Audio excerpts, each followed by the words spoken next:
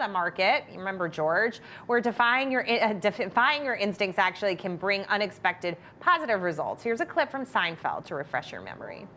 I used to sit here and do nothing and regret it for the rest of the day. So now I will do the opposite, and I will do something.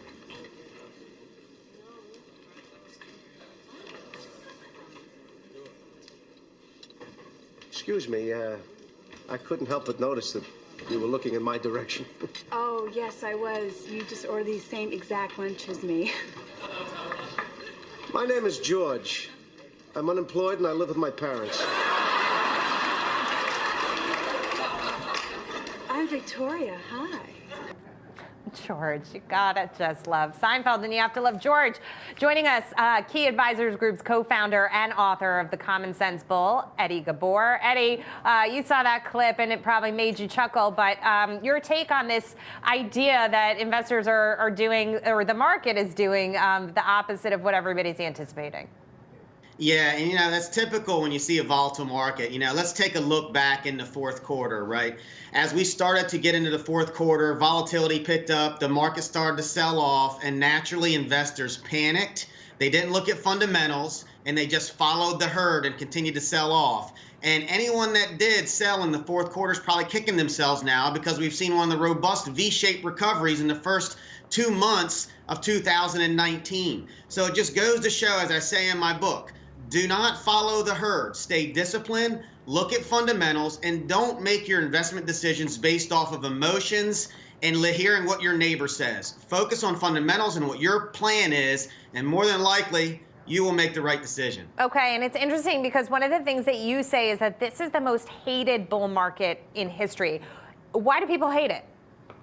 I wish I had a good answer for you. It's almost like they don't want to believe that the economic numbers are as good as they are. I have been debating bears nationally for the last 3 to 5 years. And every time we see a double-digit drop in the market, they come out and say we have 2008 again.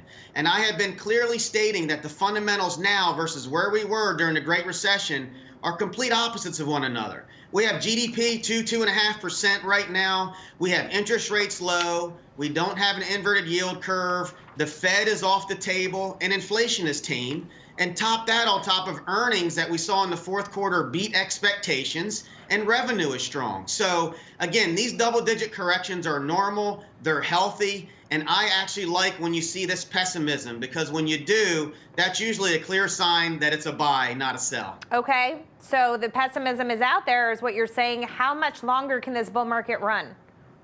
It's going to depend on a couple of factors. Number one, obviously, that we watch very closely is the interest rates. The 10-year yield and its relation to the 2-year yield are going to be very important.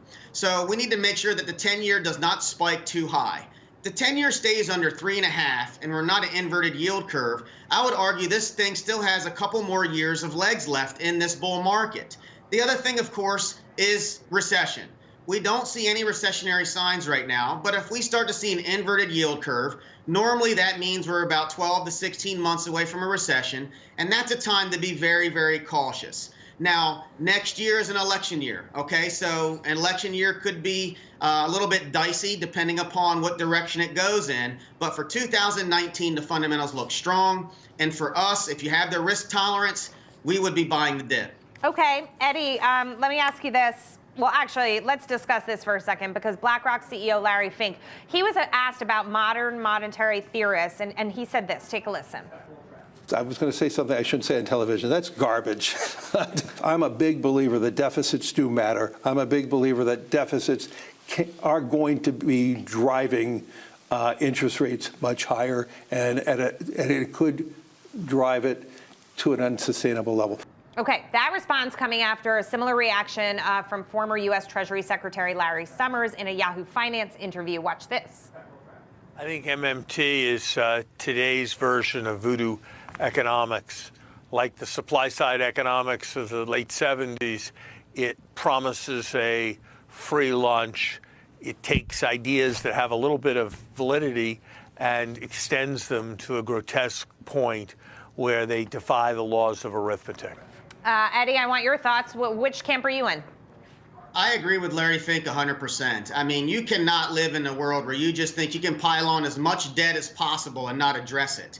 The problem is some of these folks that think you can do that want to be reactive in addressing the deficits. And that basically means they're going to wait until a problem happens to start address it. And if you wait until that happens, it's too late. It's a ticking time bomb. So anyone that's run any successful business knows that you need to be able to manage debt properly. And if you become irresponsible in how you borrow money and revenue isn't enough to carry the cost, then there's going to be a big price to pay. So we need to get out in front of this thing before it gets to a point of no return. So the deficit and borrowing and debt is a big concern for me long-term as a country, as well as when we look at individual stocks.